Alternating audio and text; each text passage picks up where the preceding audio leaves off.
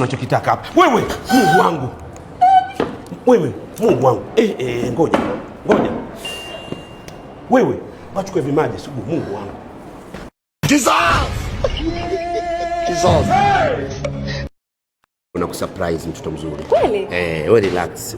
Ushawahi kupewa sasa niambie. Tulia, acha pupa. Ndio ubaya watoto vitoto vya 2000. Mna haraka. Njoo leo nataka nikusurprise. Ngoja taratibu, relax. Mimi nakuongoza. Hapa nilipokuleta leo ni sehemu ambayo najua hujawahi kufika, lakini hapa ni Zanzibar na hapa ni Rock Furniture. Tulia. Nikufungua. Wow, chagua chochote unachokitaka hapa. Wewe, Mungu wangu. Ngoja. Wewe, wachukue vimaji sugu, Mungu wangu. Hizi. Jamani. Wewe. Huyo kainuka. Wewe. Pole. Ujazoea surprise. Hujawahi kufanyishwa? Hapana. Mungu wangu inuka, pole katoto kangu jamani. Chagua furniture unayotaka hapa ikae nyumbani kwako. Vitu unaviona Pinterest tu, vitu aesthetic. Kweli nichague chochote? Chochote. Chagua chochote. Kweli? Chagua chochote. Chochote unachokitaka hapa.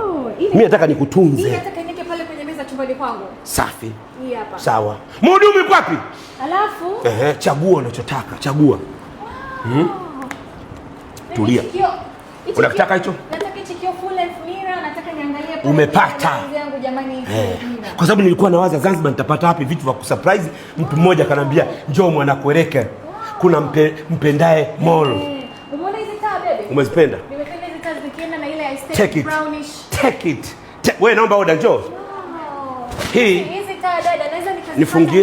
Hizi taa hizi za pale tuweke 6. Unapata 6. Napata hizi. Utaweka order hii hapa. Full length mirror hii hivi.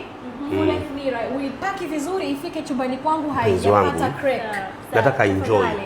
Katoto kangu. Vase nimechagua hii, nataka kuweka vase kwenye meza yangu ya dressing table chumbani kwangu. Katoto kangu aka enjoy.